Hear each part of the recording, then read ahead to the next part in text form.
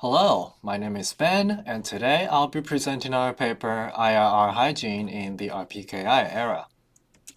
So first of all, what is the IRR and what is the RPKI? The IRR, Internet Routing Registry, is a set of distributed databases for sharing routing policy. And RPKI, the Resource Public Key Infrastructure, is designed to improve routing security. So although these two databases are designed for different purposes, network operators can use either or both of them to verify BGP information and prevent the propagation of false BGP announcements, such as BGP hijacks and misconfigurations. So for example, say we have a fictional BGP hijacker, AS123, attempting to hijack the prefix 1000/16. So it announces the following BGP message to its neighbors. And without any verification, the neighbors does not know it's a hijack. They will forward this announcement to the rest of the internet. But if AS456 checks the IRR, it'll notice an origin AS mismatch, and then it'll drop the announcement and not forward it to the rest of the internet.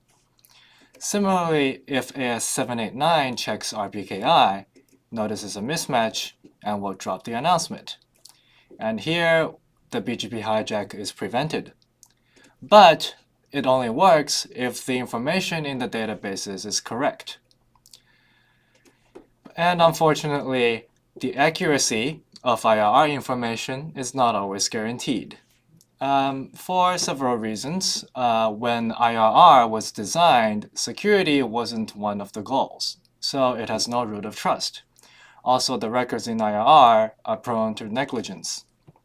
On the other hand, RPKI was designed for security, so it's cryptographically attested with the 5 RIRs as the trust anchors, and also the records in the database will expire if it's not properly maintained. So our problem is that inaccurate IRR information may pose a risk in routing security because networks who choose to use only IRR may develop incorrect route filters. So we need to study the scale of such inaccurate information. And by doing so, we quantify and analyze the main reasons for the inconsistency between IRR and RPKI. So what are the data sets we're using? First, we get our IRR databases from the 4 sources, RADB, RIPE, APNIC, and AFRINIC. And RADB and RIPE are 2 of the largest IRR databases out of a total of 25. We then get our RPKI database from the RIPE and CC. Those are the validated ROA payloads from all the 5 trust anchors. And the figure below shows that IRR databases cover more IPv4 address space than RPKI. But RPKI's coverage has doubled over the past 6 years. So how do we know if an IRR record is consistent with RPKI? We use the following methodology. Given an IRR record, we ask, is it in RPKI by looking for a matching ROA. So if there is no matching ROA, we put it in a category not in RPKI. And if there is a matching ROA, we ask the following question. Do the AS numbers in IRR and RPKI agree? If the answer is no, then it belongs to the inconsistent ASN category. And if the ASNs do agree, we further check if the IRR prefix length is less than or equal to the max length field in the RPKI ROA. And if the answer is no, it belongs to the inconsistent max length category. And if the answer is yes, then finally the IRR record is consistent with RPKI. And for our results, we only analyzed the 3 categories on the right. So we found that RADB has more inconsistency than consistency. As shown in the figure on the left, the red line is above the green line. And as of October 2021, 38% of v4 records in RADB with a matching ROA are consistent with RPKI. And we identify some of the potential causes in the paper, such as stale records. And next, we look at some interesting events.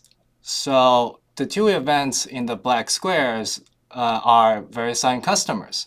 So those VeriSign customer networks chose to adopt RPKI in October 2016. And their prefixes became inconsistent because in RADB, the prefixes were registered under VeriSign's AS number, but however, in RPKI, it's registered under their own ASs. So VeriSign, practicing good IRR hygiene, removed those inconsistent records later in September 2019.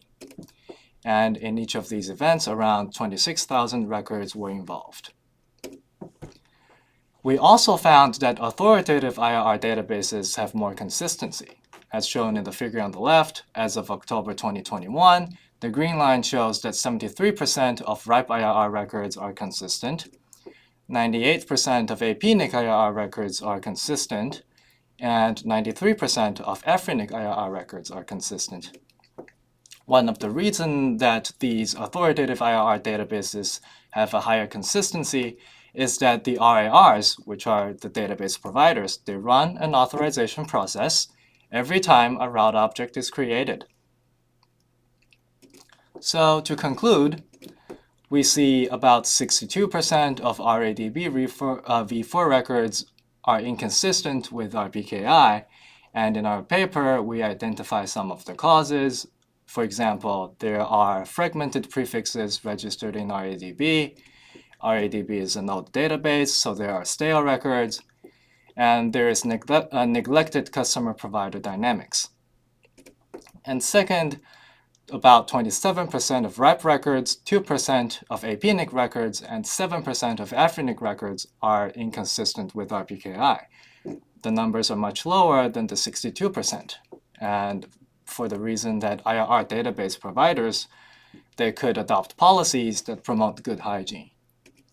And finally, networks that register in IRR databases should regularly update their records to practice good IRR hygiene and for good routing security. And that's the end of my talk. Thank you for listening.